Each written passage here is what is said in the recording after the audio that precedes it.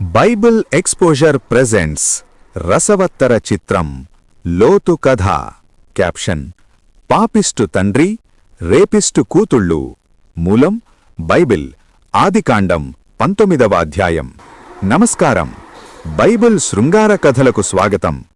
ఈరోజు మనం చర్చించబోయే కథ ఒక పవిత్ర గ్రంథంలో ఉండకూడని అత్యంత అసహ్యకరమైన అధ్యాయం. నీతిమంతుడు అని పిలువబడే ఒక వ్యక్తి, అతని కుటుంబం మధ్య జరిగిన నైతిక హత్య. పాత్రలు: హీరో లోతు, ముసలి తండ్రి. హీరోయిన్స్: లోతు కుమార్తెలు, పురుషుణ్ణి ఎరుగని కన్యపిల్లలు.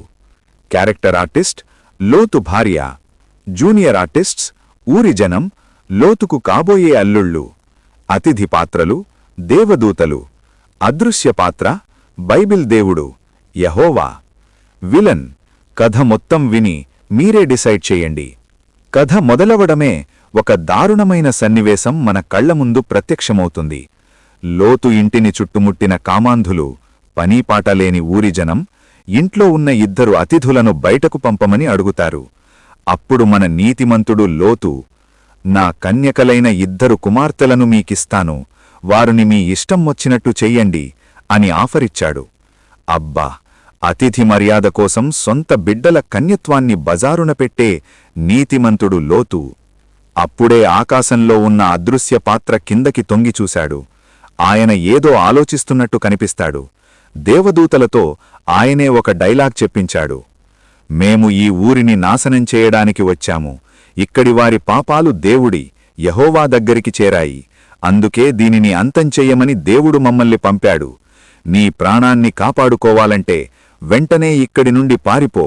పొరపాటున కూడా వెనక్కి తిరిగి చూడకు. దేవుడు పైనుండి పర్ఫెక్ట్ అన్నాడు. ప్లాన్ వర్కౌట్ అయింది.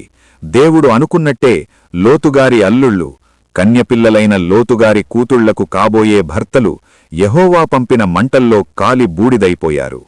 లోతు భార్య ఈ ఘోరాన్ని తట్టుకోలేక వెనక్కి తిరిగి చూసింది. అంతే, ఉప్పు స్తంభమైపోయింది, చనిపోయింది. ఒకేసారి కుటుంబంలో పెను విషాదం. ఇప్పుడు నా ఇద్దరు అమ్మాయిలకు దిక్కెవరు? ఎందుకిలా చేశావు దేవా అన్నట్టు పైకి చూశాడు లోతు.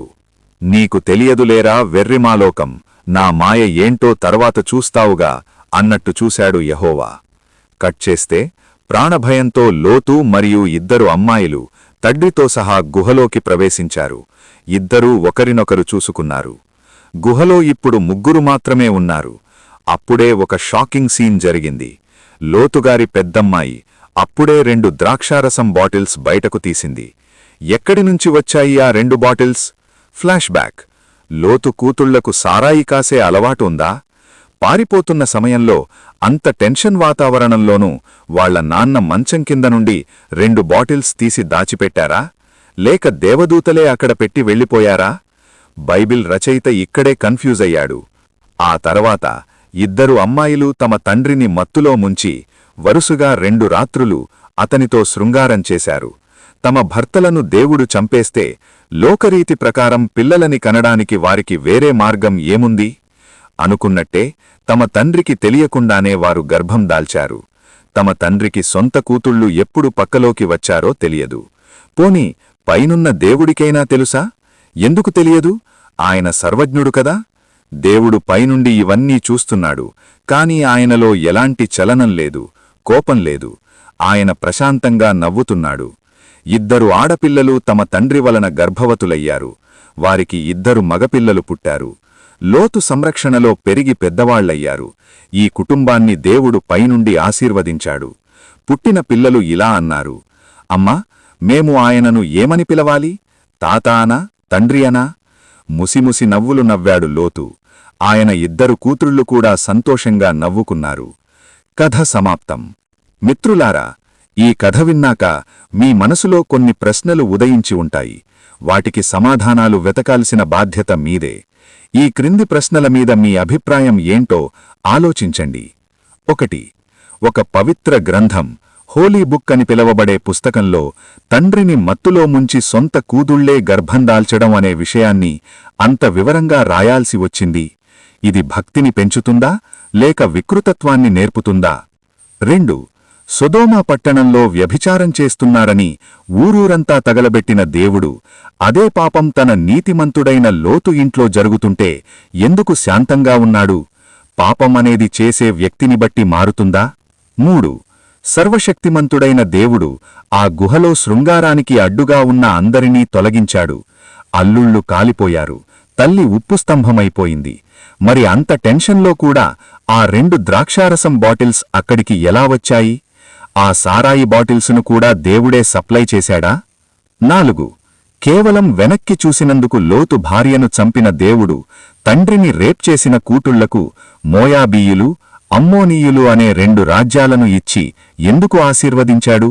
ఇది దేవుడి న్యాయమా లేక వివక్ష? 5.